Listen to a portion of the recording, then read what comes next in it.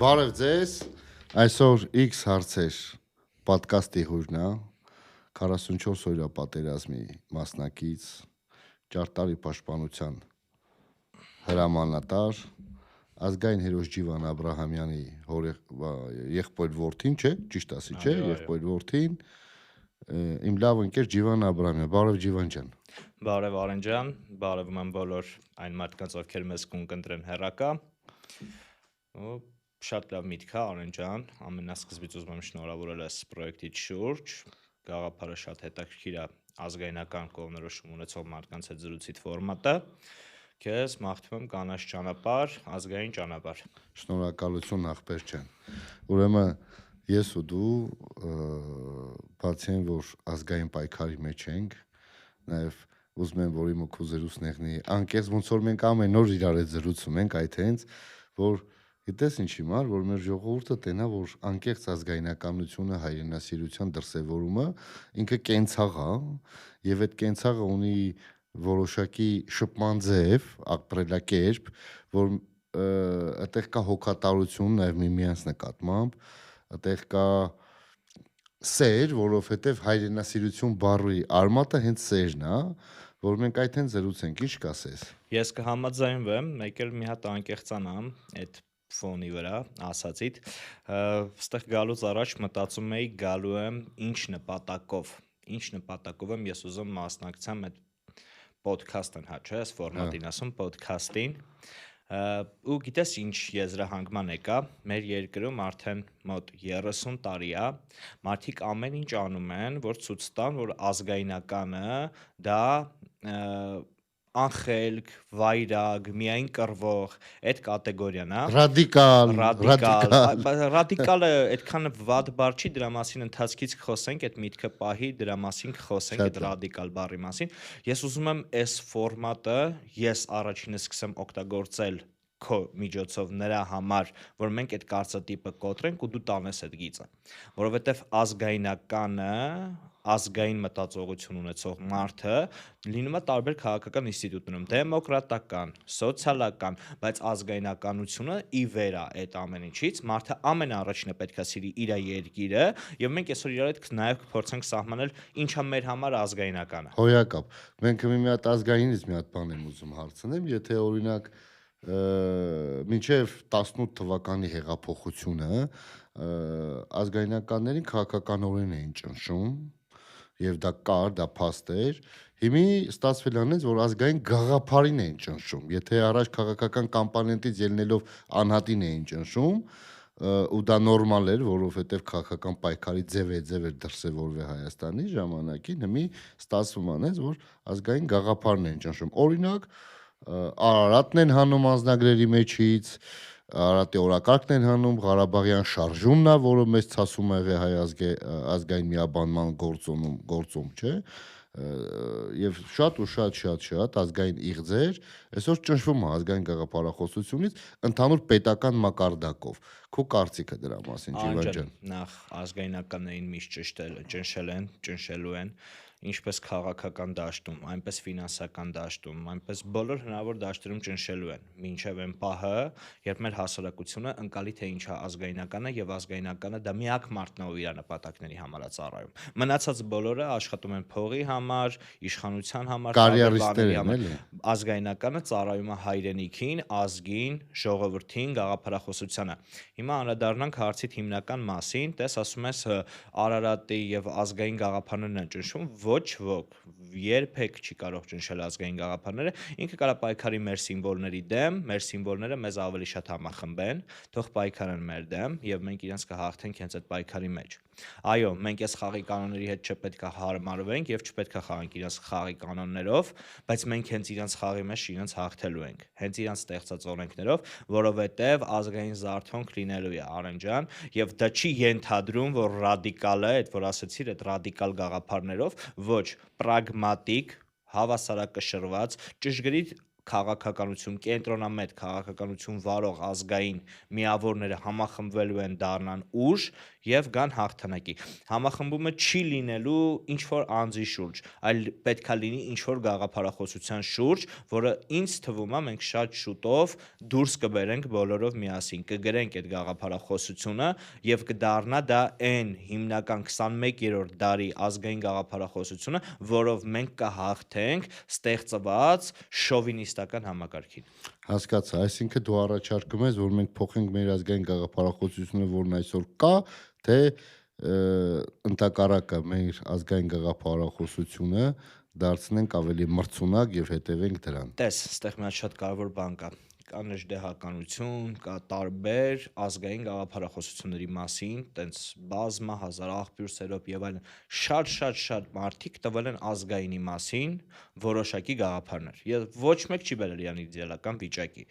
Հիմա այդ նաեւ պրոբլեմա դարել մեր ազգային դաշտում, թեկուզ ինչ որ մեկը էս թեզով առաջնորդվում, մյուս թեզով առաջնորդվում, դրանք պետքա բերել համակարգել, ստեղծել մի համընդհանուր ազգային պատկերացում, տալ ազգային գաղափարախոսություն, որը կհամապատասխանի մեր առաջ ծառացած խնդիրների լուծմանը։ Ախր խնդիրը միայն 21-րդ դարի մեջ չի, մեր խնդիրները միայն 21-րդ դարում չեն։ Մենք մեր ամբողջ պատմության ընթացքում միշտ ունեցել ենք խնդիր պառակտվելու եւ այլն։ Դա նրանից է եղել, որ այդ գաղափարախոսությունները մենք չենք կարողացել։ Նժդեհը, աղբյուր սերոփը, Անդրանիկը ասել են նույն բանը, ուղղակի տարբեր ձևով։ Մենք պետքա այդ ձևը բերենք նրան, որ մեր սերնդի ազգայնականները համախմբվեն դրա շուրջ։ Մեր սերունդը Դե նկատի ունեմ օրինակ նրանք, ովքեր հիմա մի կան։ նայի ազգայնական քաղաքականության դրսևորման մեջ նախորդ իմ հույրը Միքայել Մարգարյանն էր, մեկ ժամ առաջ միջև քո հետ հանդիպելը ժողով ունեին նախապատրաստած մեր նախկին գրասենյակում ոնց էր մեր կուսակցության հայրենատեր կուսակցության նախկին գրասենյակ մեր կուսակցությունն է, միշտ դա մեր գաղափարախոսությունն է, դա միակ կուսակցությունն է, որ մերն ես մասնակցել եմ որոշակի process-ների, որի անունը թույլ եմ տվել անունն գիտես որտե անենք վեկալ է իրար հետ ենք մանախը որ հելում էր ասում էր բարև իմ հայրենատեր ժողովուրդ ջան, ասինք ախպեր, ես ինչ լավ անուն է, անունն էլ հայրենատեր բառը վաղուց եղել է մեր մոտ կիրառության մեջ։ Իհարկե ախպեր, բայց մանախը շարժարի դարավ հարայլացնելու այդ անունը։ Այդ հիմար մանախին բարևներ շնորհավորում։ Այո, բարև։ Շնորհակալություն, միգուցե մանախը մեր պատկասթը նայի։ Նաև մարտական ենք ելա մանախից, իրար հետ։ Գիտեմ, որ դուք իրար հետ մի ռազմաճակատում եք կռվել, իրար հետ պաշտպանել մեր հայրենիքը։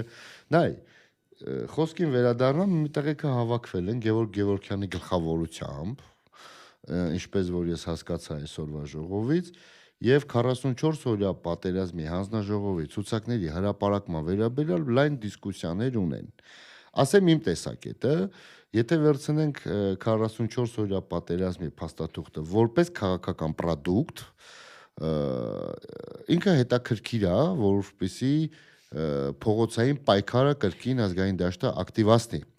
Սակայն նախորդ իմ հարցազրույցին այսօր ժողովի ժամանակ էլ ես իրանց ասի, որ լիքը մարդիկ ունեն մտավախություններ, որ դուք իշխանության ջրաղացին կարաք ջուր լսնեք եւ անցած անգամ Միկայի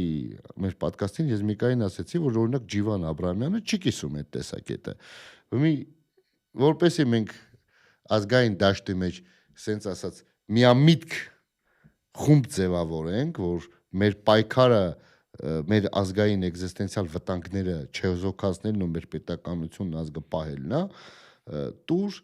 պատասխան, ինչի ես դու համարում, որ դա կարահեղնի իշխանության ջրաղացին ջուր լսնել։ Լավ, բերեմ մի հատ պրիմիտիվ օրինակ, հենց հիմա բանտի արի գնանք հանենք մեղավոր թե անմեղ մարդ եւ նրան տանք իրեն դատելու հնարավորություն։ Ես քեզ երաշխավորում եմ 100-ից 100-ը անմեղ կլինի։ Սա իմ մտավախությունների մասին։ Այսինքն դու տենում ես, որ արդարադատության խնդիր ես տենում, չէ՞ թե քաղաքական ինքնասպանության չգնալու։ Քոչարյանը, եթե դա քննում է, ասենք իր նման մարդկանց հետ, ով նախ ամենաառաջինը որ բարոյական կերպարն է մարդու, ինքը բարոյական կերպարը չի, որ իրավունք ունի քննի ինչ-որ բան, եւ ես վստահ եմ իր քննած ինչ-որ պրոդուկտը, որ կա փաստաթուղթը, որ դուրս է գալու, ինձ ինչ-որ ներքին բան կա մոտս։ Ձեն կա, որ մեջը մի բան, մի բան մի նիտոյա։ բան կա, այլ կոնկրետ ասեմ ինչ կա, որ ընտրություններից առաջ դա քաղաքական մանիպուլյացիայի առարկա է դառնալու, դա բացվելու է ընտրություններից առաջ եւ դրա նախանշանները Նիկոլ Փաշինյանը արդեն տվել է։ Մի անգամ 12000 փախնող էր հնարել։ Հետո Աննա Հակոբյանի շուրթերով ինչ որ բաներ էր խոսում։ Այս վերջերս էլ մոտ մի 2-3 շաբաթ առաջ, երբ որ լրագրողների հետ հարց ու պատասխանի էր, Նիկոլ Փաշինյանը ուրիշ մի բանի հետ ասաց հարմար առիթ լավ պահ կլինի, ես դա կհրապարակեմ եւ ես վստահ եմ, որ ինքը այդ ոճաբանությամբ խաղացող մարդ է եւ այստեղ գալիս է նորից այն խնդիրը։ Բոլոր այն process-ները, որոնք պետքա քննի որոշակի բաներ, պետքա քննի միայն այն իշխանությունը, որը հիմնված կլինի ազգային գաղափարների եւ որևիցե այս քաղաքական դաշտում գոյություն ունեցող ուժերի հետ պայմանավորվածության մեջ չի լինի, Արեն ջան։ Այստեղ նայ, ես Միկայենց հետ խոսել եմ այդ թեմայով, ես շատ եմ ուզում, որ անհայտ կորածների ծնողների հարցերը պատասխաններ ստանան։ Բայց ես վստահ եմ, որ այդ փաստաթղթի մեջ չի այդ պատասխանները։ Ուղղակի դա եղել է թոս փչել մարդկանց աչքերին ժամանակին Նիկոլենց կողմից, հիմա այդ ամեն ինչը ինչ որ ձև, ինչ որ մի պրոբլեմատիկ խնդիր կա այդտեղ, որը ես հստակ հասկանում եմ, քանի որ տեսել եմ նման process-ներ եւ տեսել եմ, թե ինչպես է կարողանում այդ մարդը այդ process-ները, որոնք ինքը քննել է, դարձնի իշա իրեն։ Տենց բաներ մենք շատ ենք տեսել։ Մի խոսքով կարճ ասած, դու իր մեջ տենում ես ռիսկ, որը չի երևում այս պահին։ Ես առաջարկել էի կոմպոնենտալ մոտենալ այդ հարցին, ունենալ մի քանի պահանջ, որոնցից մեկը կլիներ դա։ Եվ այդ պահանջների համախմբի մեջ պատկերացնում էի դիտարկել այդ հարցը նաև, քանի որ այն մնացած կոմպոնենտները այնպիսի կոմպոնենտներ էին, որոնք չէին թույլ տա սա մանիպուլացնել, այլ երբ որ այդ մի կոմպոնենտը աներ Նիկոլը միայն բացեր, կստացվեր, որ սա ընդամենը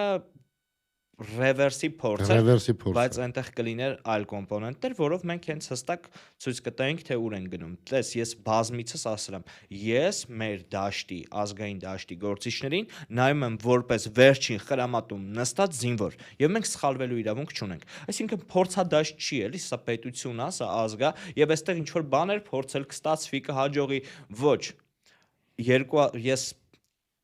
սենց մի հատ հստակ բան ասեմ, էլի, ես ինժեներ եմ նաև մասնագիտությամբ ու պարավոյ մաշինա, էլի, երբ որ ճնշում է շատ է բանը մեծանում ու չի կարողանում մեխանիզմը այդ ճնշմանը դիմանա, մի հատ վինտիկ քանդում են, թուլացնում են, ինչը եղել է մի քանի անգամ տեսել եք փողոցային պայքարներ, որոնք տարել են հատուկ ձախողման։ Եվ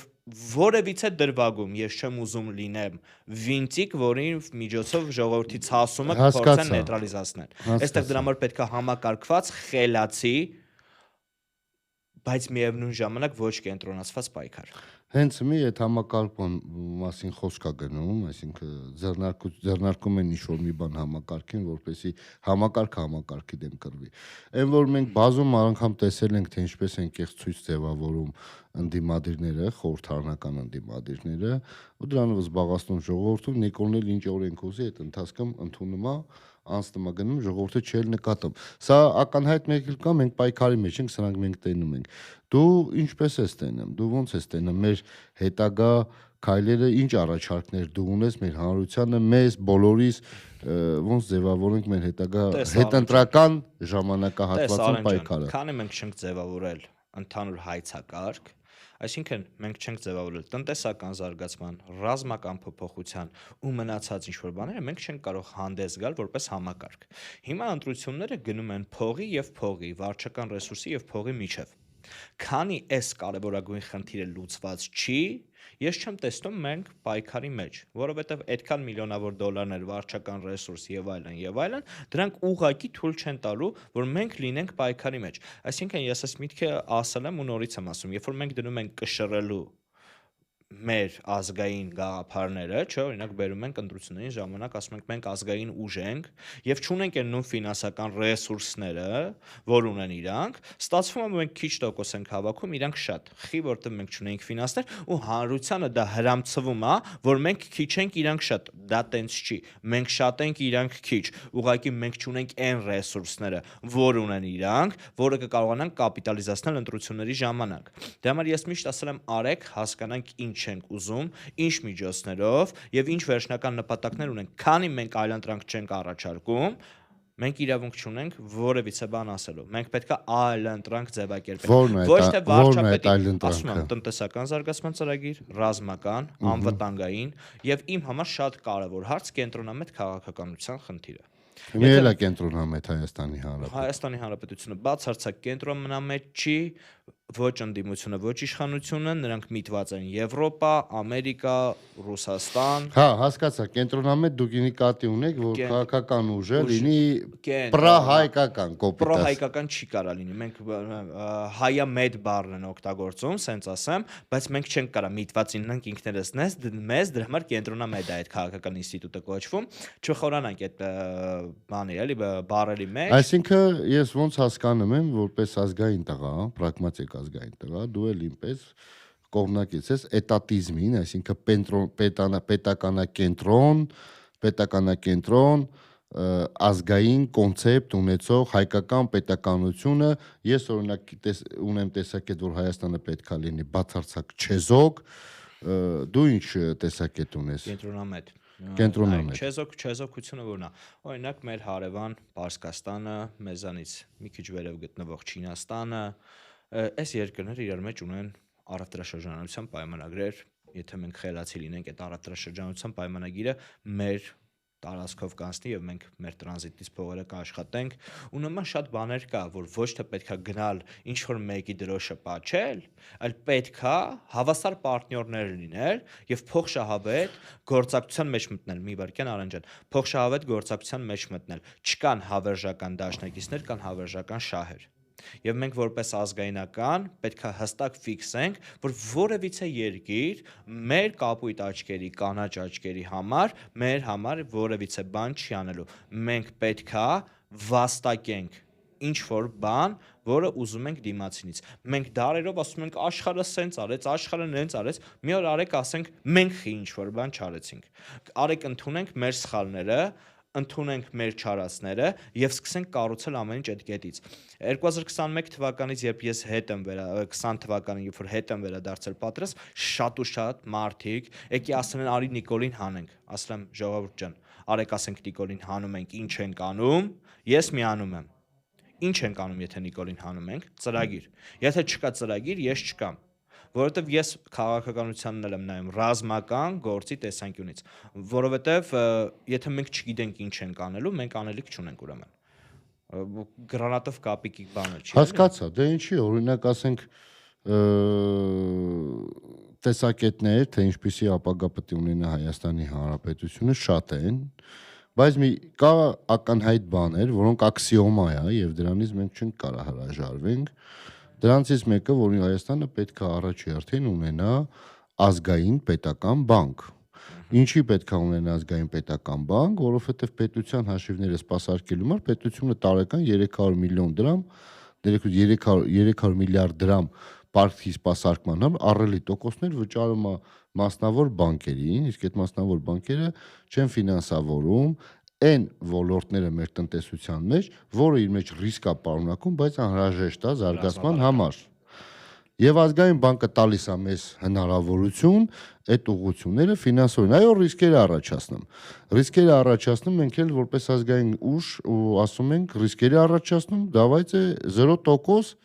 բան դնենք, հա, 0% հանդուրժողականություն կոռուպցիայի նկատմամբ։ Մտցրեք մահապատիժ, մտցրեք ՊՑՄ ազատազրկում, մեխանիզմ մտցրեք, որտեղ որ շատ մեծ ռիսկեր կառաջացնի կոռուպցիան, բայց քաղաքական գործիչներից լսում ենք, որ դա կթանկացնի կոռուպցիան, վերահսկողությունն ուժեղացեք։ Մի խոսքով միշտ կա պատճառներ եւ երկրորդը մենք պետք է ունենանք բարձր լավ կրթություն եւ դրանք բոլորը ծրագիրներ, որը ազգային կառավարության բացակայության դեպքում տեղի չունենա։ Վերցնենք օրինակ առավոտից իրիգո Հայաստանի սահախ կուսակցությունները անպագորգոր ճչում են աղքատության վերացման, եղբայր աղքատությունը վերացնելու համար քեզ պետք է պրոստը մեր մինիմալ սպառողական զամբյուղը եւ մինիմալ աշխատավարձն ու թոշակը նույնականացնել եւ յուրաքանչյուր տարի ինդեքսացնել։ Իսկ եթե այդ ապրանքները NDS-ը թանկացնում է, NDS-ը վերացնես, ավելացված արժեքի արկե կոնկրետ այդ ապրանքների նկատմամբ վերացնես եւ թանկացումը զսպես ու աղքատությունը 70% վերանում է, որովհետեւ ամսի 1-ից, հա, թոշակառուները ստանում են մինիմում 80,000 դրամ թոշակ։ Օրինական ընտրակաշարքների մասին ես խոսում։ Հա, օրինական ընտրակաշարքներ են բաժանում 10,000 դրամ։ Այսինքն ծրագիրներ կան, բայց այդ ծրագիրները որ կյանքի չի կոչվում։ Ինչ ենք անում մենք Նիկոլն ու հեռանում է նախքին բոլոր իշխանությունները, երկիրը հանձնում ժողովրդին, ժողովուրդն է վստահում ազգային դաշտին ու ազգային դաշտը սարքում է իսկական, հայկական, հայեցի, սոցիալական պայմանագրով ուժեղ պետություն։ Այդ ուժեղ բառն էլ հիմի վեկալի քաղաքական անուն են սարքել, մարդ չի անում արտահայտվի։ Դե կներես։ Դե կներես։ Հիմա կռվի տեղի ես իմ տղեկին ասում եի դուխով կռվում ենք հիմա դա եղավ Նիկոլական եմ, Աստված վայ։ Չի կարելի։ Ինչ կասես, Վիվան ջան, այդ ծրագրերը կան։ Արի չէ, արի այդ հենց դրա մասին խոսեմ, օրինակ տես, երբ որ մենք բան ենք անում, չէ, Հայաստանում բանկերը աշխատում են 30% տարեկան եկամտաբերության, դա անընդունելի բան է։ Նիկոլ Փաշինյանը սպասարկում է բանկերի իշխանությունը։ Երբ որ Նիկոլ Փաշինյանը 2018 թվականին եկել էր օլիգարխիայի դեմ բան էր խոսում, ինքը օլիգարխիայի շահերը սպասարկող քաղաքական գործիչ է։ Ու օրինակները շատ են, էլի թեկուզ այդ բենզինի ներկրումից, բանկերի 30% եկամտաբերությունից Նոր ալեգարխների հայտ գալուց։ Այլ քաղաքական գործիչներ ասում են ռիսկերը, կարեք ռիսկերի կառավարման ինստիտուտ դնենք։ Եթե մարդիկ չեն հասկանում տնտեսությունից, կներես Սարեն ջան, դա իմ մեղավորությունը չի։ Այդ մարդկանց մենք բարձրաձայնում ենք ինչը որ չկա, ինչից որ իրանք չեն հասկանում, պետության ուժեղացնելու տեսակետից։ Քաղաքական գործիչը պետքա լինի մենեջմենթի մասնագետ, հասկանա տնտեսությունից եւ ըստ իս երկրի ղեկավարը պարտադիր պորխի հոտը պետք է առանձնի, ել չեմ խոսում պաշտպանության նախարարի մասին։ Օրինակ պաշտպանության նախարար ունենալ, որը պատերազմող երկրում չի եղել ոչ մի մարտական գործողություն, դա նշանակում է պաշտպանությունը ընդհանրապես դնել մի կողմ։ Հիմա գանք բանը ազգային բանկի գաղափարախոսությանը, իհարկե պետք է լինի ազգային բանկ, որովհետև եթե այսօր օրինակի համար Հայաստանի Հանրապետությունը սուբսիդավորում է կանաչ էներգիայի համար որոշակի բանկերի տված վարկերը, կարա իր բանկով անի ու չսուբսիդավորի։ Հասկանում ես, դրանք ինչ ռիսկերի մասին է խոսքը գնում, որ ինչ որ մեկը կոռուպցիա կանի, Ար եթե դուք բանը պլանավորում եք գաք իշխանության եւ նաեւ հավանական եք համարում կոռուպցիան, ուրեմն դուք քաղաքական հայտ ներկայացնելու իրավունք այլևս չունեք։ Դնում ենք մի կողմ այդ բոլոր ուժերին այլևս հանի։ Չեն կարա դիտարկենք իրանց համապատասխան։ Հիմա գանք հասցի վերջին մասին, տես մի քանի ծրագրային կետեր ինձ ասեցիր, չէ՞ նոր դու։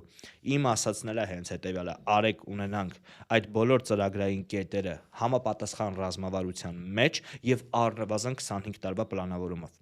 Երբ որ մենք մի քանի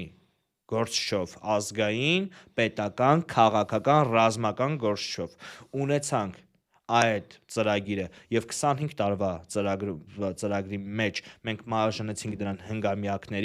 հնգամյակներն բաժանեցինք տարիների։ Մենք կունենանք քաղաքական հայտ ներկայացնելու իրավունք եւ ես երաշխավորում եմ քեզ, մենք կունենանք հնարավորություն այսօրվա ռեժիմ ասելով միայն իշխանությանը նկատի չունեմ, իշխանություն ընդդիմություն տանդեմինի նկատի ունեմ, այս կոլա բանը, ֆանտա բանն է, կոլա սպրայթ բանն է, էլի, Pepsi, կոնկուրենցիան ռեկլամն է իրաց։ Դուապոլիա է կոչվում։ Բիզնեսի մեջ դուապոլիա է կոչվում, ինչը բերել են։ Օրինակ սառը պատերազմի ժամանակ կար օրինակ բանը, չէ, սովետական բլոկը ու կար, ասենք, ամերիկական բլոկը, աշխարհը շատ հեշտ կառավարվում էր, եւ բանը ամերիկական բլոկը վախացնում էր, հեսա սովետը կգա, սովետական բլոկը վախացնում էր, հեսա ամերիկան կգա։ Նիկոլն ասում է, եթե ես չեմ, պատերազմ է։ Չէ, այդ միակ այդ հենց այդ կոնկրետ այդ արտահայտության համար դրա մասին կներես պատմությունը ինձ սովորացրել է հետևյալը։ Երբ որ ինչ որ երկիր, մեկ այլ երկիր նվաճել է, բերել է դրել է իր դիկտատորին, ու այդ դիկտատորին, երբ որ ինչ որ բան սպառնացել է, թշնամու բանակը մտե պատերազմը հայտարարել է այդ երկրին։ ում վրա եկե պրոտեկտատեն սահմանը։ Հիմա Նիկոլ Փաշինյանը իրան պահում է այլ երկրի կողմից նշանակ այդ արտահայտությունը Պրոտեկտորատի պրոտեկտոր, այո, այդ արտահայտությունը ասում է, որ այս մարդը այս ազգի հետ որովհետեւ կապ չունի, այսինքն ինքը ասում է, եթե ես իշխանություն չունեցա, ձեզ կկոտորեն ու այս երկար տարիների ընթացքում մնաց մի հատ ֆոն են սարքել, որ մենք որևիցե հնարավորություն Ջիվան ջան, նայ, ժողովուրդն էլ, ասենք, եթե գնում ենք գյուղերից սկսենք, էլի, գյուղերում ժողովուրդի հետ խոսում մենք տենում ենք, որ մեր ժողովուրդն ասում է, թազա դեմք չկա, օրինակ Կարապետյան Սամվելը, որ իր Արի չանդրադառնանք ոչ մի քաղաքական գործի։ Ես օրինակ եմ պրոստը բեմ, Ես ոչ մեկի մասին կարծիք չեմ հայտնել։ Հավաքել է բեմում հանրությանը որոշ չափով աչքի ընկած քաղաքական հասարակական գործիչների, որոնք եղել են Քոչարյանի հետ, Սերժի հետ, տարբեր մարդկանց հետ, ու այսօր ժողովուրդն ասում է նոր դեմքեր չկա, եւ այս մեր ֆորմատի ձևավորումներից ձևավորման պատճառը մեկը եղել է նա, երբ որ մենք մեր ժողովրդին ասում ենք մամուլը մեզ հետ չի խոսում, իրանք մտածում են մենք խափում ենք։ Մամուլը քո հետ խոսում է։ Մամուլը ինձ շատ վաղուց բլոկ ա արել Արեն ջան, որովհետև նույնիսկ ասեմ Հայաստանի ՀՄԳ-ի եթերում, այն եսի ինչ եթերում մարդիկ նստել են իմ մասին տենց վարքաբեկող բաներ են խոսել, լրիվ նորմալ ոչ մեկ հնարավորություն չի տվել դրան պատասխանել նույնիսկ ընտրությունների ժամանակ, որ ես եղել եմ տեխնացու։ Այսինքն մամուլից խոսելը դա աբսուրդ է ու ոչ մի կողմի մամուլ է, էլի դրա համար եթե մամուլը չի խոսում, քաղաքական ընդդիմադիր ուժերը, նաև նոր ձևավորվող Կարապետյանը եւ մյուսները հավաքում են բեմում մարդիկ, ովքեր միշտ եղել են տարբեր ճամբարների մեջ ու մենք դաշտում չենք երևում։ Ինչ կասենք մեր հասարակությանը, ինչ առաջարկ ունենք մենք մեր հասարակությանը, որ մեր հասարակությունը հասկանա, որ մենք կանք, որպես հայրենասերներ, որպես ազգային ուժ, կանք տակավո եւ գոյություն ունենք։ Խնդիրը հետեւյալն է։ Մենք ունենք հստակ դիրքորոշումներ։ Դիրքորոշումները հետեւյալն են։ Մենք ունենք կարմիր գծեր։ Բոլոր այն քաղաքական ուժերը, որ պետք է գան մեր հետ խոսեն, վստահորեն քեզ ասում եմ, իրենք գիտեն մեր կարմիր գծերը։ Ու իրենք գիտեն, որ իրենք այդ կարմիր գծերը չեն կարող չանցնել եւ մեզ պետք է լինելու երաշխիքներ։ Հենց որ մի հատ քաղաքական ուժ գա մեր մոտ եւ ասի էս ձեր կարմիր գծերը ես ընդունում եմ, մենք կայնանք խոսանք ու այդ քաղաքական ուժի հետ համատեղ ինչ-որ բան ունենանք։ Բայց քանի դեռ այդ որևիցե քաղաքական ուժ չի եկել, ես օրինակ շատ նորմալ եմ վերաբերվում, որ ինչ որ մեկը 21 թվին եղել է Քոչյանի ցուցակում, ու հիմա այլ ցուցակում ասեմ խեմ նորմալ վերաբերվում, որովհետև Քոչյանի ու Նիկոլի 21 թվականին իրանք սարքեցին այս դուապոլյա համակարգը ու շատ մարդիկ ակամայից քիչ հեռանկարային լինելով եւ այլն հայտնվեցին այդ դաշտերում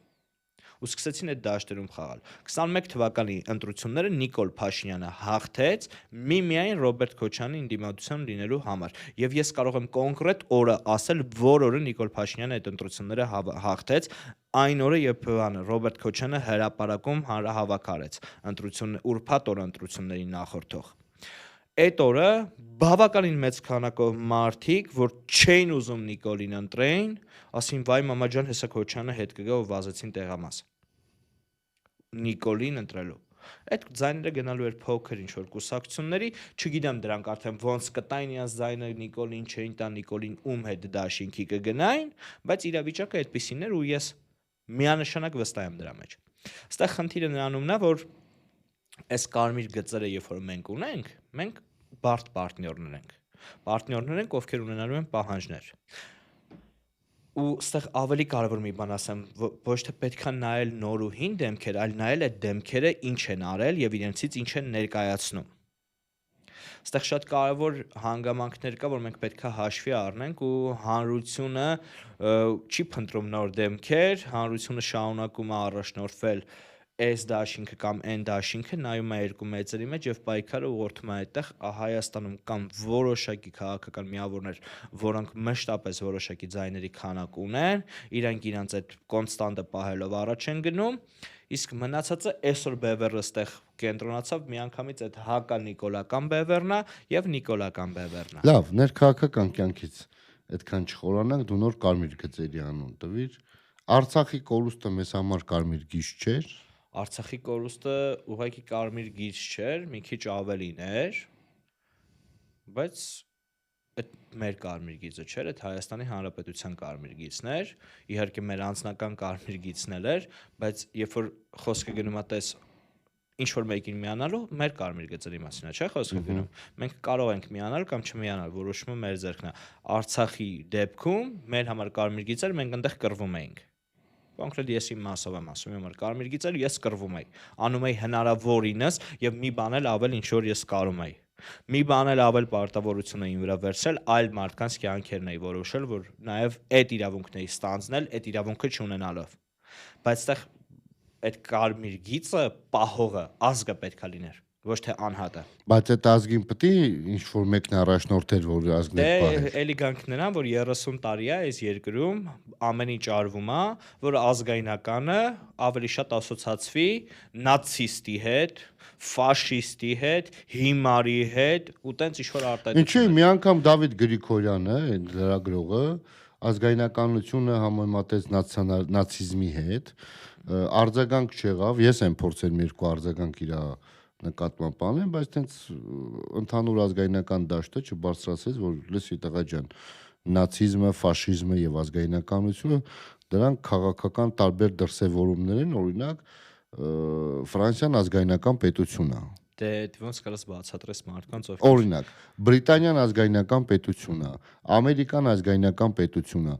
եւ հիմնվել միայն դեմոկրատիկ Դե Ամերիկան ազգային չի, ինքը մի քիչ բան է։ Ոնց իրանց դոկտրինան դոկտրինան ազգային գաղափարախոսությունների վրա է գրած, բայց ինքը մի քիչ միգրանտների երկիր է, ինքը մի քիչ ազգայնական չի կարա լինի, էլի։ Ну, по крайней мере, ինքը դոկտրինա դրե ամերիկանից հասկացողությունը,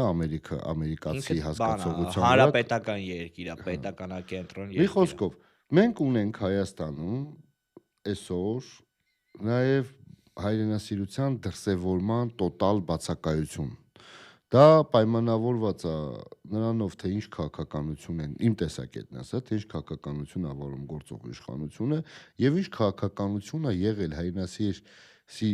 հայրենասիրության դրսևորման մեջ վերջին 30 տարվա մեջ եւ մենք այսօր տենում ենք, որ կա տոտալ հայրենասիրության բացակայություն եւ Արցախի կորուստը դրա վառ ապացույցներից մեկն է։ Համաձայն չես իմ Ջիվան ջան։ Տես ես չեմ տարանջատում տվյալ իշխանությունը եւ նախորդ իշխանությունները, խի չեմ տարանջատում, որտեղ իմ համար իշխանությունը դա պետությունը որոշակի ծրագրեր առաջ տանողն է։ 2018 թվականին նույն ծրագրերը շարունակվել է արվել նույն ուղղությամբ, նույն քաղաքական կուրսը, ամեն ինչ մնացել է նույնը։ Մինչև դա էլ ոչինչ չի փոխվել, էլի Սերժ Սարգսյանը 16 թվականին մի հատ Եվրոպա էր վազում, մի հատ Ռուսաստան, նույն բանը մնացել է։ Նույն մտնավազքը կա։ Ռուսերեն լավ բառ կա, ցելադվիժենյաներն է, էլի այս մարդկանց մոտ բան չի փոխվում։ Իրանք նույն քաղաքական կուրսն են վարում ու երբ որ ասում են քաղաքականություն փոփոխություն, իշխանությունը երբ որ գալիս է Էնն էլ անունը դրած հեղափոխություն, գոնե պետք է այդ կառավարումը այդ ամեն ինչը փոփոխվեր, ոչինչ չի փոփոխվել, դրա համար ես չեմ ուզում այդ մի քիչ խորանալ, հիմա պետք է ասեմ, դե ապացուցի։ Լավ, Ջիվան ջան, ինչի այս տարի Էջմիածնի քաղաքապետարի ընտրությունների մրցավազքին չմասնակցեցիր, որտեվ նախորդում մասնակցեիր ու բավականին հաջողությամբ հայրենատեր կուսակցության շրջանակներում էր դա։ Այս տարի ի՞նչն էր խնդիրը, որ չմասնակցեցի։ Դե եթե կհիշես, ես հայտարարեցի, որ մասնակցելու եմ, հետո ծանր մտորումներ ունեցա այդ ամեն ինչի շուրջ։ Արդարության եւ ազնվության մեջ ես միշտ ընտրում եմ ազնվությունը, որովհետեւ այստեղ պետքա ազնիվ լինենք, գնալ մի պայքարի, որտեղ դու պետքա բռնես այս կամ այն կողմը, օրինակ քաղաքական բանը առարկա էր դարել եկեղեցին, ես իմ եկեղեցու պաշտպանն եմ։ Ես զենքովել եմ իմ եկեղեցու մի քանի 100 մետր վերև կանգնել ու կռվել, որ այդ եկեղեցին չպղծվի։ Հիմա իմ երկրի ներսում էլ մտան եկեղեցին պղծեցին, որովհետև ոստիկանության ուժերով մտնել եկեղեցի որոշակի նպատակների համար դա իմ համար անընդունելի է, բայց միևնույն ժամանակ ես ունեմ որոշակի վերաբերմունք այսօրվա եկեղեցու բարձրաստիճան չիների հետ։ Չեմ ուզում այդ բաների մեջ մտնեմ, պոլեմիկաների մեջ, էլի եկանք այդ նույն խնդիրը։ Նիկոլ Փաշինյանը փորձում էր այդ դուապոլիա սարքեր, որովհետև Ռոբերտ Քոչյանը որպես քաղաքական ինստիտուտ ոչնչացվել էր եւ սարքեց։ Անկեղծ լինենք։ Իր նպատակը ինչ որ մեկին եկեղեցու անունից պայքարի մեջ մցնելն էր։ Ինչ արեց մարդը, սիրուն, պայքար սկսեց։ Մենք եկեղեցին մարդկանցով կռիվ բան արեցինք եւ Սամվել Կարապետյանը մտավ քաղաքական Հարթակ պայքարի։ ձևավորեց Սամվել Կարապետյանի համար։ մտավ քաղաքական պայքարի մեջ, ինչ պետք էր Նիկոլ Փաշինյանի իշխանությանը։ Հիմա դրա համար արդեն իր համար հեշտ է։ Սամվել Կարապետյանը որպես քաղաքական անձ չուներ պատկերացումը, թե ումով իրան պետքա ոնց պետքա դիրքավորվի։ Եկան լիքը այդ քո ասած քոչանական եւ այլն մարդիկ իր համար պոզիցիոնիրованիա ստեղծեցին, ինչը ծրագրավորված էր։ Սամվել Կարապետյանին քաշեցին մի խաղի մեջ,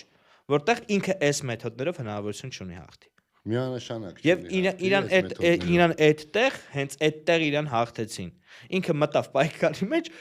Ռոբերտ Քոչյանի փաստաբանը դարել է այսօր իր աջ ձեռքը, Ռոբերտ Քոչյանի թիմից են, որ դատարանում համբալություն էր անում, դարել է իր թեմի ներկայացուցիչ, մարդիկ ովքեր հստակ մինչև 20 թվականը իմ համար կա օրինակ նիկոլականների երկու կատեգորիա։ Մինչև 20 թվականը եւ 20 թվականից առաջ։ 20 թվականից հետո ով մնացել է Նիկոլ Փաշինյանի հետ, իմ համար դրանք տենց ինչ որ պրոտոկոլնի բայց ոչ գազագիր ստորագրել։ Քաղաքացիների մասին օրինակ տես ինչ է անում Սերժ Սարգսյանը, ինչպես է աջակցում Սերժ Սարգսյանը Նիկոլ Փաշինյանին։ Բոլոր իր այդ մեդիա ունեցած բաներում նստում են երկու հոգի ու սկսում են ժողովրդին քրֆել Նիկոլին ընտրելու համար։ Ով արա, այ ձեր ցավը տանեմ։ Այ կրթական ցենզի կամ հակահայկական ծրագիր վարող մարդիկ։ Եթե դուք Նիկոլ Փաշինյանին ընտրողին քրվում եք ինքը կյանքում ձեզ կընտրի, չէ՞ դրանով տանում եք նրան, որ այդ մարդը կրկին Նիկոլին ընտրի։ Սա քաղաքական չեմ ուզում այդ բառը օգտագործեմ։ Մի խոսքով հասկացար քաղաքական ինչ է։ Օգտագործի մեր ժողովուրդը քեզ կհասկանա։ Ես հանրության հետ խոսելու ես հարգում եմ իմ ազգը, իմ ժողովուրդը, ես հանրության հետ խոսելու որոշակի ցենզուր ունեմ։ Իմ համար անընդունելի է բոլոր հնարավոր ոչ բարոյական դրսևորումները եւ ոչ ցիվիլ շփումը հանրային դաշտում, դա հանրային յուրաքանչյուր զրույց, դա զրույց է նաեւ ժողովրդի հետ։ Բոլոր դրսևորումները իմ համար անընդունելի են։ Ոնց է ասվում, ազգային տղեն առաջերտին պետք ունենա բարոյական կերպար։ Դու գիտես, ես ընկերական շրջապատում խոսելուց կարամ շատ վիրավորական բառեր օգտագործեմ, ոչ ցենզուրային, բայց դա երբեք ինձ թույլ չի տա իմ հանրային խոսքի մեջ այդ բառերը օգտագործեմ։ Դրանք բարոյական սահմաններ են, որոնք անկախ ազգայինից դա վերազգային է, էլի, որովհետև քո ծնողն է քեզ նայելու, քո քույրն է նայելու, քո երեխան է նայելու, քո հարևանն է նայելու, այն մյուսն է նայելու, փողոցում մարդ կին, որը քեզ տեսնելու է, միամիտ տենց, ասենք այսօր ինչ է դառը հանրային խոսքը, միամիտ, ասենք բանոսանում եկի քֆուր, մեկ-մեկ ես բախում եմ հեռախոսը օգտագործել։ Արի բոլորին կոչ անենք, вообще մեր հայ տղեկին կոչ անենք, որ Facebook-ում вообще հանրային տիրույթում հանդես գալուց մի քիչ ուշադիր եղնեն իրանց խոսույթին եւ քիչ հայոյեն, որտեվ իրականից դա չի սազում մեր ազգին, դա գեղեցիկ չի մեր օջախները հայոյանքով լցնել, ընդհակառակը ինչքան կարան քաղաքավարի եւ հասարակ լեզվով իրանց ազգի, իրանց ժողովրդի հետ խոսան, բայց առանց հայոյանքի։ Այստեղ խնդիրը գիտես որ դեից է գալիս, ժամանակին դրանք դատապարտելի էին։ Դատա օրինակ ես որ փոքր էի, փողոցում մեկը քֆուր տար, կծեցենք։ Կոպիտ կծեցենք, այդ կամ կասենք ամոթ հարալա մեծ։ Չենք ասի, հստակ ասում, կասենք այդում լուսամուտի տակ ես քֆուր տալիս անկախ քանի տարեկան է։ Ես որ 13 տարեկան էի, մեր բակում մի հատ էլի երեխեքից մեկի հերը քֆուր տվեց։ 3 ընկերով սկսեցինք հարցակվեցինք, ինքը մեզանից եկա մեծ, քաշքշել, բա դու հիմար չես, մենք բոլոր մեծերին հարգենք, իսկ մեծը մեզ չհարգի, սա էլի գալիս այդ նույն մտածելակերպի բանն է, էլի հասկանում ես, մեզ թվում է մենք մեծին, թեկուզ երկիր, ինչ որ մեկին պետքա հարգենք, բայց մեծը կարա մեզ հանդեսի։ Ոչ, հարգանքը լինում է փոխադարձ, վստահությունն էլ է լինում փոխադարձ։ Եթե մենք մեր տեղը ցույց չտանք, մենք անտեր շամպես մնալու ենք անտեղ։ Մենք պետքա մեր դիրքորոշումը ունենանք, ով ենք մենք, ինչ ենք ուզում եւ ինչի համար։ Դες ընդամենը 4 հարց է, որ պատասխանենք շատ կհեշտանա, ոչ մեկին ոչ մի կոչ չեմ ուզում անեմ, Արեն ջան, գիտես խի, որտեվ դա անիմաստ է, եթե մենք այս կրթական ցենզը չբարձրացնենք, Այդ կոչերը անիմաստ են լինելու 100%, ասի մի հատ է կայնելու նսնս անգրագետներով են, չգիտեմ ոնց անեն պրասմոտրները շատանա, քֆուրը պետք է տաս որ մարդիկ նայ, այս կատեգորիան այսօր խնդրահարույց կատեգորիա է։ Եվ ոչ թե պետք է այդ մարդկանց վիրավորել, այլ պետք է բերել դարձի բերել։ Կրոնի մեջ շատ լավ այդ բառը կա դարձի բերել, այո, պետք է դարձի բերել, որովհետև ոչ մի հնարավոր հարթության վրա դա բարոյական չի։ Ոչ իրավական, ոչ հոգևոր, ոչ տղայական։ Այսօր նաև այդ տենում ես ինչն է, նաև խնդիրներից մեկը որն է, մենք տղա լինելու ինստիտուտն ենք փչացնում։ Մենք կարանք էդի վերցնենք այսօր մեր զինված ուժերից, որտեղ մտցրված է ատեստացիա, եւ ինչա տալի այդ ատեստացիան։ Ատեստացիան տալիս է մի քանի ինստրումենտ, ես մեկի մասին խոսամ, այն տարիներով պոստում կայնած, բայց գիտելիքներ չամբարած գրական գիտելիքներ չամբարած ենթասման կամ սման դուրս է մնում այդ զինվորական ծառայության սոցիալական փաթեթից, քանի որ պետությունը մտցրել է նենց ընտրաթերթիկ այդ ատեստացիայի մեջ, ճիշտ է, ֆիզիկական պատրաստությունն է, որոշակի զինվորական տերմինոլոգիա, որ ընդհակառակը ստանում է թեորետիկ սպաներ, հուլ ու հնազանդ, քան ինքնուրույն որոշում ընդունող փորձառու սպաներ, եւ տղամարդկությունը բանակի մեջ էլ է կոտրվում, իսկ քանի որ խոսքը սկսենք միանգամից ռևերսային տղամարդկության կոտրվելու եւ տղամարդու դրսեւորման սենց ասած անկման մեջ խոսանք հենց արի բանակից, որտեվ բանակը քո թեման է, դու բանակի 7 երգ ունես, ոնց ասում են 7-ն էլ բանակի մասին։ Արի խոսանք բանակից, ինչ կարծիք ունես այսօրվա մեր բանակի մասին, որտեվ ամսի 28-ին Փաշինյանը ուզում է ցուցահանդես պարադ չէ, ցուցահանդես անի, հա։ Այսինքն ոչ թե զինվոր ռազմական շքերթ, այլ ցուցահանդես։ Զենքերը, որը որ ձեռք է բերել Հնդկաստանից, Ֆրանսիայից եւ այլ ինչ-որ երկրներից մեր ռազմարտունաբերության պրոդուկտները հանի իցույց ժողովրդին որպես հաշվետվություն, որ տեսեք մենք այսքան զենք ունենք։ Բայց ընդհանուր բանակը աշկներից տակ տենում ենք, որ մի քիչ ձևափոխվել է եւ գնա ավելի վատ կողմով, քան լավ կողմով։ Ինչ կասես բանակից։ Այս ֆորմատի հետաքրքրությունը հենց դա որ սենց անցումներով գնում է խոսակցությունը։ Միտ կա ծագումը։ Ես 7 երգ գիտեմ ազգի մասին, որը ենթադրում է ազգ բանակ կոնցեպտը։ Ազգ բանակը դա տնտեսությունն է, դա զինվորականն է, դա ազգային դաստիարակությունն է, դա քաղաքականությունն է, ինքը ես 7 երգ գիտեմ, 7-ն էլ ազգի մասին է, իսկ քանի որ այսօր մեր ազգին ամենակարևորը պետք է բանակը, քանի որ անպաշտպան մարդը երբեք չի կարա տնտեսապես կայուն լինի, դրա համար այս երգերս միայն բանակի մասին է լսվում, էլի կոպիտ ասած։ Տես, ես միշտ համարում եմ, որ զինվորականը պետք է լինի խելացի, պարտադիր։ Դրա համար այդ մասով ինչ որ գնահատականներ չեմ տա, բայց մի հատ շատ կարևոր բան կասեմ, մենք 30 տարի բանակը սարքում ենք աշխատանք։ Բանակը աշխատանք չի, բանակը ծառայություն է եւ նվիրում է։ Կոնցեպտուալ մոտեցման փոփոխություն է պետք մեզ։ Ես զինվորը սպային ուրիշ աչքով էր նայում, երբ որ ես ծառայում էի։ Ոչ թե սպան ավակ ընկեր էր, ավակ հայրենասեր ընկեր էր, այլ մարդ էր գեստապոյի կարգավիճակում։ Մեր ծառայության ժամանակ էլ էր այդպես։ Իսկ այդտեղ դարել էր ծառայությունը աշխատանք, ստուկա չէր, ստուկա չէր, ուրիշ բառեր, դե հիմա ուրիշ բառեր ժողովուրդը հասկացան, չասենք, բայց սպան այդ կարգավիճակում էր։ Այդտեղից խնդիրն է, հենց որ գալիս էր ես։ Բայց սպաները նման վերաբերմունք ուներ սալդատի նկարում, ու ծեծը մեր։ Պալուշկեն վեկալը մեր չէր տալի։ Դենայ, հիմա երբ որ օրինակ իմ համար ավելի ընդունելի է, սպան ինչ որ փոքր տենց ինչ որ բանի համար զինվորին մի հատ խփի, քան ստանի, ասենք, բանը քրեական գործառույթն է զինվորի վրա, որովհետև հենց որ հայտնվում ես պատերազմի մեջ, հասկանում ես, որ այդտեղ զուտ ընկերություն կարող լինել մենակ։ Օրինակ ես իմ ենթակայության տակ եղել են զինվորներ, նաև իրենց սպաերի հետ։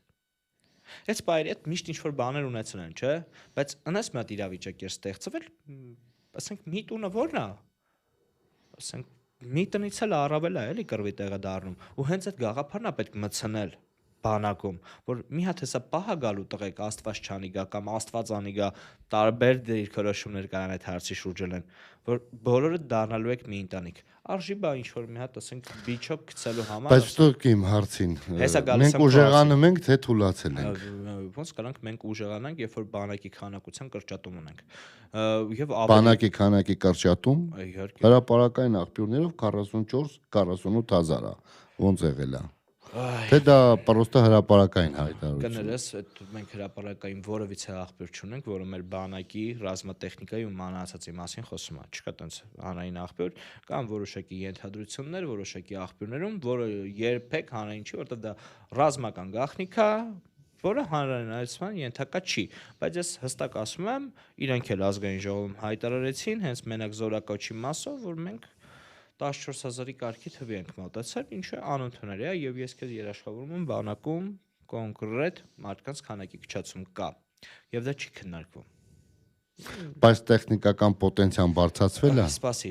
տեխնիկական պոտենցիան ինչի հաշվին պետք է բարձրանա, ինչ որ թազա Ну, ասենք մի ԱԹՍ-ներ, բարաժիրուչի բեսպիլոտնիկներ, կներես ԱԹՍ-ների մասով բաշի բան չեմ կարող ասեմ, մեծ մասը հանրության մտածում է, որ մեր օդը Ֆրանսիան ամբողջությամբ փակել է, մեր օդը փակ է։ Ախր դրանք հեշտ բան, որպեսի ես չասեմ դա, թող վերցնեն հաշվեն քանի հատ ինչ են կարել Ֆրանսիայից, հաշվեն ասենք մեր օդը ինչքան բանով էր պաշտպանված մինչև այդ ու ինչ սեկտոր էր պահում ամեն մեկը, բոլոր բաց աղբյուրներից այս վերջի տարիներին, որոնք հա խոցվել հանեն ու դրեն տեսեք մեր օդը պաշտպանված է թե չէ։ Բայց ամենակարևոր խնդիրը նորից ուրիշ տեղ է, գանք այդ ամենակարևոր խնդրին, ազգային ոգին։ Պատերազմի ժամանակ ամենակարևորը ազգային ոգին է Արեն ջան։ Մենք մի քանի անգամ խոսակցության մեջ ես քեզ ասել եմ, կռվողը զենք կճարի։ Կռվելու խնդիրն է պետք լուծել, ցանկություն է պետք ունենալ, նույնիսկ պաշտպանվելուց էլ հարձակվելուց էլ։ Եթե դու ուզում ես կռվես, դու կգտնես միջոցը կռվելու։ Եթե ուզում ես շուտ գնաս տուն, կգտնես շուտ տուն գնալու միջոցը։ Այստեղ կարևորագույն խնդիրները դրանք են ու հենց այդ թեզերն էլ էլի որ մեզ կործանեցին որոշ տենց չակերտավոր ընդդիմադիրներ գոռում էին հողերը ծախածա,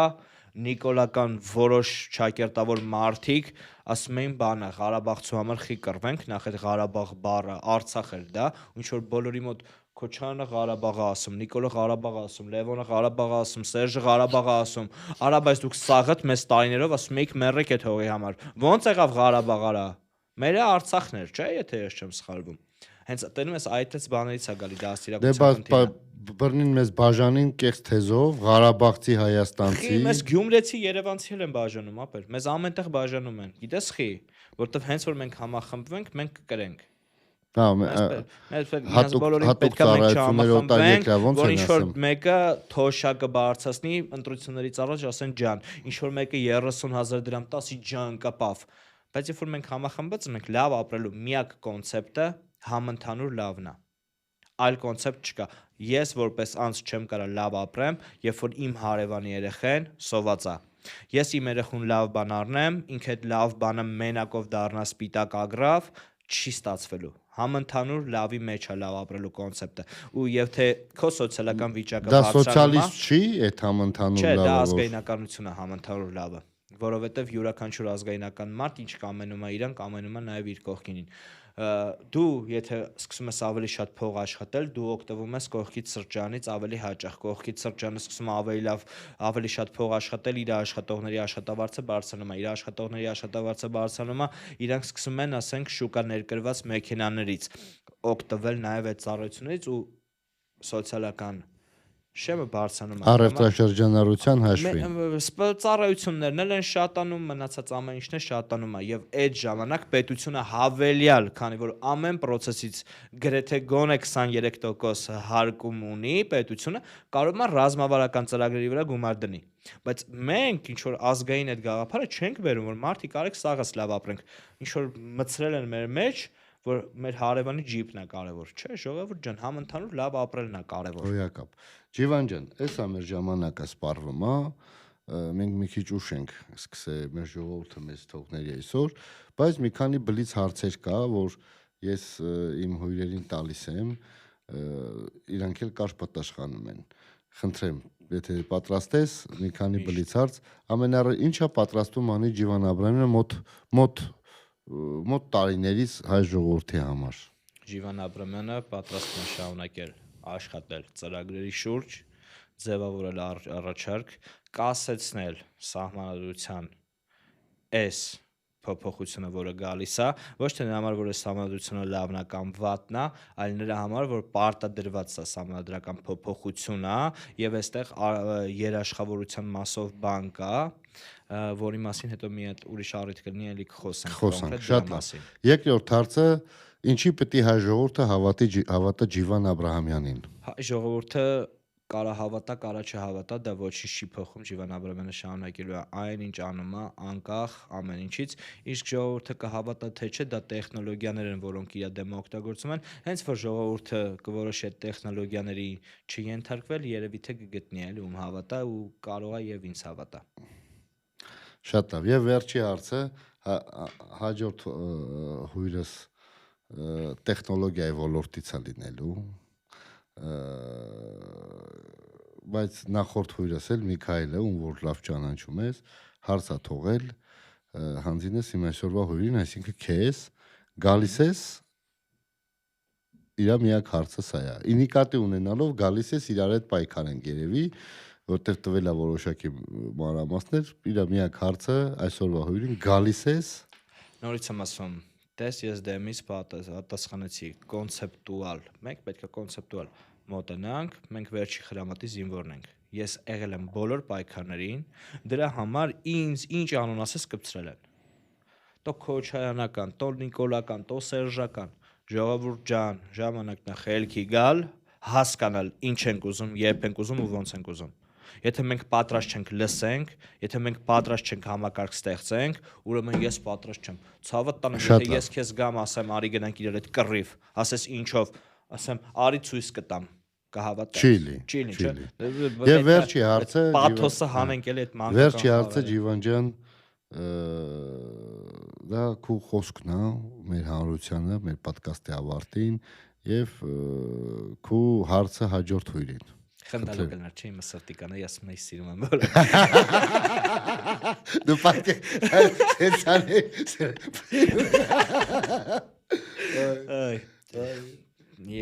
ժողովրդին ոչինչ չկա ասելու, ժողովուրդը ամեն ինչ լավ գիտի, ուղղակի համբերություն եմ մաղթում ու վստահեցնում եմ, որ մենք կլինելու ենք այն սերունդը, որը կառուցելու է ուժեղ Հայաստան, անկախ բոլոր փորձություններից եւ խանգարողներից։ Մի որ ուժեղ Հայաստանը ասիր, մի հատ մեջբերում բերենք, որ կուսակցություն ուժեղ Հայաստանի հետ Ջիվանի ասած բառերը կապ չունի, որ գտել քեզը մի չկապեն։ Նորից եմ ասում, ում հետ ուզում եք կապեք, ժողովուրդ ջան, բան չի փոխելու էլի դրանից։ Գտնեմ, վաղը գտնեմ, որ ուժեղ Հայաստանը իմ կարմիր գծերը կպահի,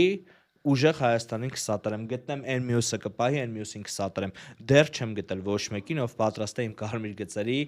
տակ հայրենասիրության։ Այո, հենց որ ստորագրի ինչ որ մեկը ու տեսնեմ, որ ինքը ունի ծրագիր ու կհամարի մեր ծրագրերն էլ իրար հետ անելու, իհարկե մենք իրար հետ բան կանենք, որովհետև ես էլ Արեն ջան, դու էլ մենակ չենք, մեր հետևը կանգնած են մարդիկ, ովքեր նաև մեր ընկերներն են, մեր գաղափարակիցներն են, ում հետ մենք մշտապես աշխատում ենք որոշակի ծրագրերի շուրջ եւ պատրաստվում ենք Հայաստանը դարձնել հզոր երկիր։ Այո, իշխանությունը գալու է այն մարդկանց, ես չեմ ասում կոնկրետ ինձ ու քեզ, գալու է այն մարդկանց, ովքեր պատրաստ են ազգը ուժեղացնեն ու պայքարեն համընդհանուր լավի համար։ Այո, շնորհակալություն գալու է դրան, շնորհակալություն Ջիվան ջան։ Ես միկրոֆոնները շատ անհարմար բաներ են։ Մի խոսքով, հարգելի հայրենակիցներ, մեր ոդկասթը բրծավ X հարցերի երկրորդ թողարկումներ, մեր հյուրը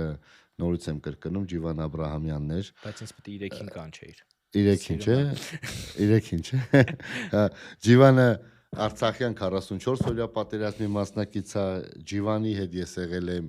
Սև լճում, Մելոնն ես փախավ, ոչ այսօր չենք գտնում, հա, ճիշտ է, չէ։ Դե լավ դե։ Ջիվանի հետ եղել ենք լիքը տեղեր, Ջիվանը նաև պայքարել է մեր սահմանների անսասանության համար 20 թվականից հետո։ Մինչև 20-ն էլ։ Մինչև 20-ն էլ, 16-ին էլ, չէ։ Այո։ Ես մենակ վերջի պատերազմներից չեմ մասնակցել 90-ականների պատերազմներին։ Մեկը մի հատ արտահայտություն կա, որ ասում են՝ «Բա այն վաղ տուր էիք, այն վաղ փոքր էի»։ Ծնված չէինք, չէ։ Չէ, բայց Ժիվան Աբրամյանը, ասենք, ազգային հերոս Ժիվան Աբրամյանի եղբոր որդին է, որը մեծ պատասխանատվություն է նաև իր վրա։ Ապրես Ժիվան ջան։ Գիտես խնդալուն եկել ես էլ ասեմ, նոր վերջացնենք խնդալուն որն է 13 թվի վերջում եկել եմ բանակից, էլեկտրիկ Երևանին էլ եմ եղել 15 թվականին ու մեկ էլ տեսնես մարդիկ ասում են, բա այն վաղ տուր էիք, 18 թվականին հայտնվավ այդ արտահայտությունը բանակում պիտի պայքարեի, թե դպրոցում այդ մոդելն է, էլի։ Հիմա այդ Իմ պայքարը բանակից է սկսել 2003 թվականին։ Իմ պայքարը բանակից հետո է սկսել, բանակում ես միշտ գնացել եմ բանակ, որպես ինձ ասել են դու պետք է գնաս, օրինակ էլի զինվոր լինես, ես գնացել եմ բանակ, տեսել եմ ու գնացեմ ծառայեմ, ջոգել եմ, բաբշե ծառայելիս եմ այդ կապած բան չկա, բայց ծառայել եմ հնարավորինս։ Դրանց սաղեսեք, չէ՞, Ռաստան։ Ես է Ռուսաստանից եմ եկել որ գնամ բանակ, պատկերացնում եք հայկական բանակ, այն ֆիդայնական ինչ որ իմ ողբերը, քուրողբերը վիդեո կասետներով իրանց քեֆերի մեջ տեսել ենք, մեկ էլ վտրուկ բում գնում ես բանակ, ռասվում ես Բերդ Անկնիկ գյուղ Բերդ բան իմաստով հայկական բանակը ավելի շատ նմանա Բերդի, քան բանակի։ Всё, շնորհակալություն։ Ժողովուրդ ջան, շնորհակալություն, տարածեք մեր վիդեոները, տարածեք մեր ոդկասթները։ Սրանով մենք փորձում ենք ծանոթացնել մեր հանրության հետ այն հայրենասեր տղեկին, ովքեր որ ծածուկ իրենց համար, իրենց խեղճի համար, ինչ որ միտեղ հանրային սկզբունք, բայց ամենակարևորը սկզբունքային եւ անզիջում պայքարում են հայ ժողովրդի իրավունքների, ազգային արժեքների, կենսական կյանքի եւ ապագայի համար։ Ամեն գախնի շարժում ենք ձևավորում։ Ամեն գախնի։ Այդ ասի, չէ՞ վերջը։